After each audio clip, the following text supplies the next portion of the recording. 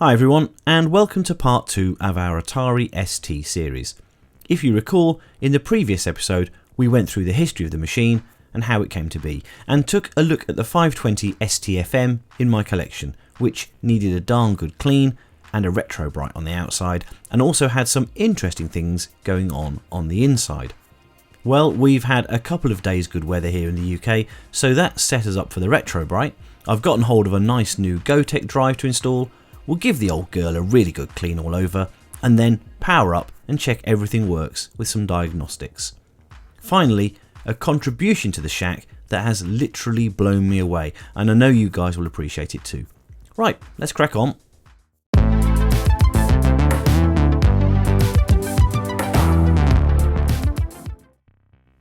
And the first thing to tackle is this keyboard, which is absolutely disgusting. And there's a little clue here that this machine may have been a Christmas present. Can you spot the bit of tinsel trapped in there? Seriously, it never ceases to amaze me the amount of dust and crud that can accumulate under keycaps. Speaking of which, here they are in a bowl of soapy water, and then the same bowl after being left to stand for an hour. Yuck. We'll chuck those out in the sun in a mix of warm water and hydrogen peroxide. I use 11% stuff, so it's quite strong, but it seems to do the job, which is good because look at the colour of the outside of this ST case compared to the inside. It's really quite badly discoloured, so not sure how well this will turn out. A quick scrub and then out in the sun while we tackle this keyboard. We're going straight in here with the isopropyl alcohol because apart from being good at getting rid of dirt, it's also good at getting rid of germs and bacteria, which we're safe to assume are living the dream in this muck. With the keyboard unit cleaned up, it's time to fit the Gotek, and on the Atari ST this couldn't be easier. You unplug the old floppy drive and pop in the Gotek. This one came with a 3D printed support, so it really is plug and play, except we don't want it white, so let's spray it grey. After checking the capacitors on the PSU and the mainboard had no damage or leaks, we can go ahead and try a quick power on test. Huzzah! So while we're waiting on the sun to do its magic on the case and keycaps, a quick update on this suspected RAM expansion that was lurking on the mainboard. We found out last time that it was probably an Aries memory expansion fitted by Ladbrokes computers. Aries, the RAM, get it? And that proved to be exactly the case. Amazingly, one of the channel subscribers is the original designer of this expansion and got in touch through the comments.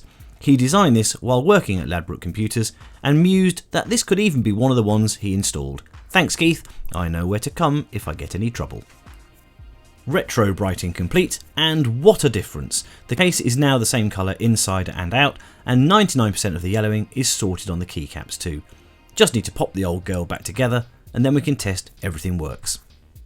We'll start by snapping all the keycaps back onto the keyboard, and in doing so we can spot a couple of keys that still show a tint of yellow, so I may pop those back out when we have another sunny day in a few months or so.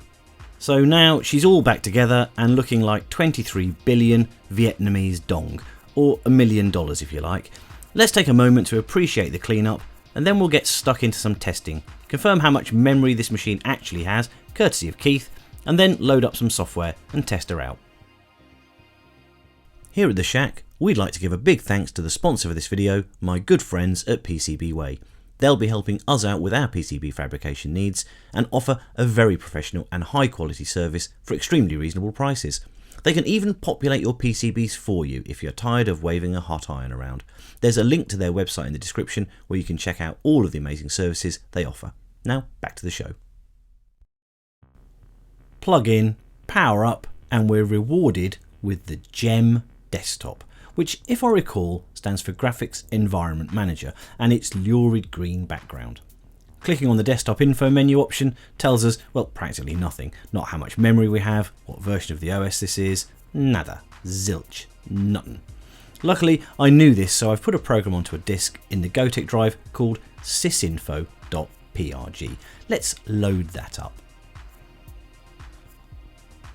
And we wait. And we wait. Yes, this program will not work with this resolution.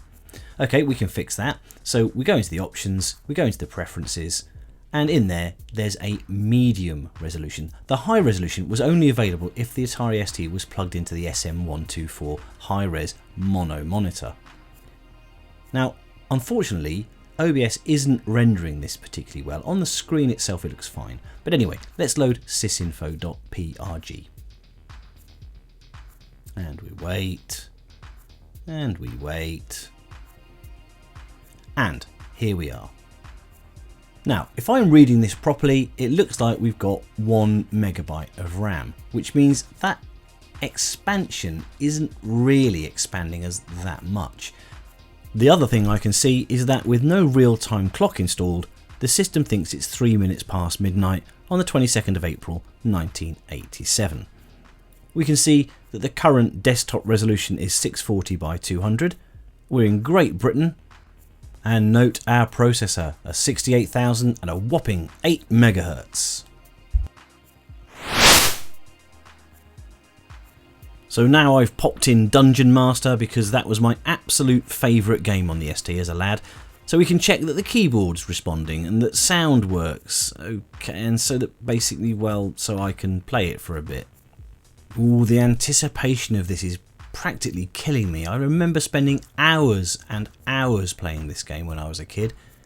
I don't think I ever finished it, although I did curiously, I think, finish Dungeon Master 2.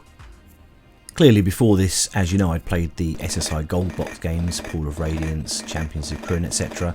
Also the Bard's Tale series, and I'm a big fan of the text adventures. But when this game launched, I was literally blown away.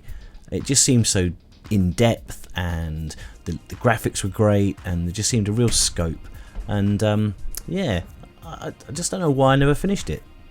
Obviously I'm not going to finish it today while you guys are watching, but I am intending to play this all the way through to the end.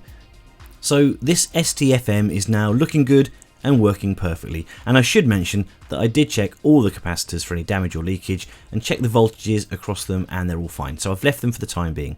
And therefore the question is, what next in our Atari journey? Well, if you remember in the first video I said I'd always wanted an STE. So almost immediately after the video aired, the Shack received an email from a nice chap called Phil who said he had an STE that he'd like to donate to the channel, along with a couple of other bits if we like them. Well, after a few emails back and forth, Phil very generously sent in a few items for the channel, and I thought I'd just share those with you now so you get an idea of what's going to be coming up later in the year as far as Atari is concerned. Well, first out of the 2 boxes of goodies that Phil sent in was the aforementioned 1040 STE, and it looks to be in really nice condition. We think it's got a memory expansion, but we don't know how much, possibly 2 meg. I won't be turning it on to find out until it's been through all of the usual electrical checks, etc. But this is an amazing addition to the channel, and I can't wait to see if the extra E really does put this machine up there close to the Amiga in terms of graphics and sound. Looking forward to that. Next up, in Phil's goodie bag was this nondescript grey box, which turns out to be a Third Coast 50 meg hard drive, and it is huge and weighs a ton. Again, an amazing donation, and I'm looking forward to opening this up and of course seeing it in action. Next we have a really nice surprise in this Atari 800. I've wanted one of these since I was about 12, and my friend Barnaby had one which we'd play on after school before I went home to my Specky. This is the XL version, which if memory serves has 64K instead of the previous model's 32K. I adore the look of these 800 XLs, probably one of my favourite 8-bit machines. And as if that wasn't enough, Phil's thrown in a 1050 floppy drive too. I know absolutely nothing about these and have never even seen one before, so I'm looking forward to that too. And Phil threw in a load of floppies for it too, so we have something to test it with. Phil also supplied a load of mice, all the cables and everything else needed to join all of these up, and 2 massive boxes of discs for the ST2. Through our chats I know that Phil and his brother John had loads of fun with these machines when they were young, and I'm so happy to get the chance to bring them back to their former glory. John unfortunately passed away a few years ago, but I reckon he'll be looking on and smiling at seeing these old things and remembering happy days spent using them. Right, I've got work to do and Dungeon Master to play, so I'll just say if you like the channel, please like and subscribe and hit the bell for notifications of new content. If you've been thinking of joining as a channel member, please don't do it this month. Instead, click on the link in the description and donate that money to cancer research and help make a difference to someone's life. Thanks for watching, and until next time in the Shack, it's goodbye from me.